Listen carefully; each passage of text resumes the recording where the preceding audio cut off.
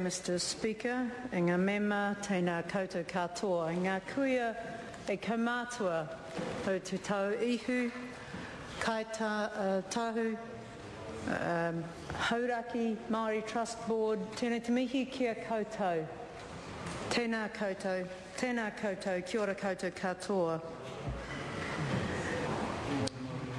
Mr. Speaker, I too want to pay a tribute to those who have finally brought about this settlement and this piece of legislation that enshrines an aquaculture deal. I want to pay tribute to Geohu Kaimoana. I'd like especially to mention Peter Douglas, the CEO, and also Sir Archie Tairoa. I particularly want to mention the iwi of Te Tauihu in the area where I am privileged to live. Also Kaitahu and the people, the iwi represented by the Hauraki Maori Trust Board. I want to go back also into some of the history of the caretakers of this settlement and therefore the caretakers of this legislation, and acknowledge Parikura Horomia, Jim Anderton, and more recently Phil Heatley, and pay a tribute to all of these custodians. It's fitting, in fact, that the legislation and the progress of this settlement has spanned the lifetime of more than one government. And the previous speaker's comments aside, it is fitting that we recognise that ministers who hold the portfolio of fisheries for however long or short a time do so as guardians and custodians of a resource which must be managed and cared for in a sustainable way. I'd like also to pay tribute to the Māori Affairs Select Committee and the chairperson, Tauhenare, for again being a guardian or custodian of this legislation and shepherding it through to its third reading today. All of these people who have touched or impacted or influenced this deal, this settlement and this piece of legislation are due credit today. Because this is the way, it seems to me, that enduring settlements are arrived at.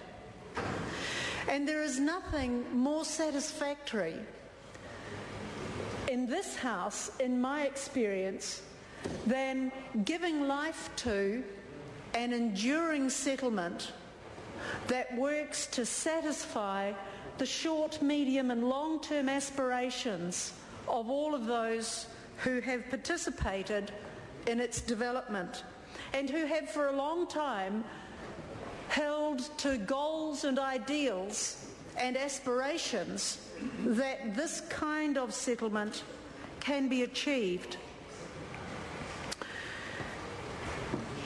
The Labour Party supports this legislation, of course, but we do so for a number of reasons. We support it because it secures a sustainable future for New Zealand's aquaculture industry. We've heard already from previous speakers that the aquaculture industry currently is worth around about $320 million annually, but there are aspirations within the industry for that to increase to $1 billion per annum by 2025. There is a lot of work to do before that aspiration can be realised. But one thing is certain, that aspiration cannot be realised without this legislation and the agreement to which it gives life underpinning it and being there to secure its future. So this legislation will underpin industry, and will give it the stability it needs to move forward.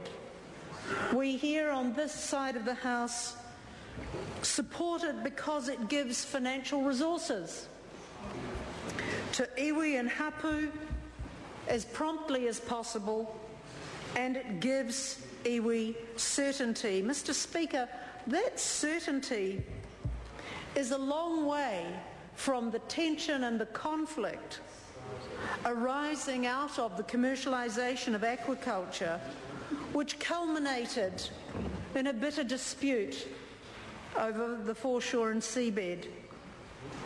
What we are achieving in this settlement and in this legislation is a deal of certainty that heads this country in a different direction from the conflict that marked the foreshore and seabed debate. That is not to say, Mr. Speaker, that there is not further debate to be had over the foreshore and seabed legislation and whatever might finally replace it. But it is to the credit of all the participants in this process that an agreement has been reached, because such agreements are good for all New Zealanders, They provide certainty, stability, the chance for development, the chance for economic growth, and the chance for all to share in the benefits.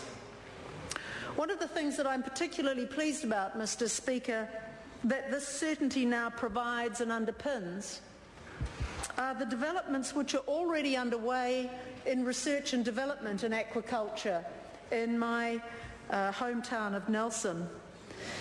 Currently, there are joint research activities going on between Aquaculture Incorporation and the Cawthron Institute.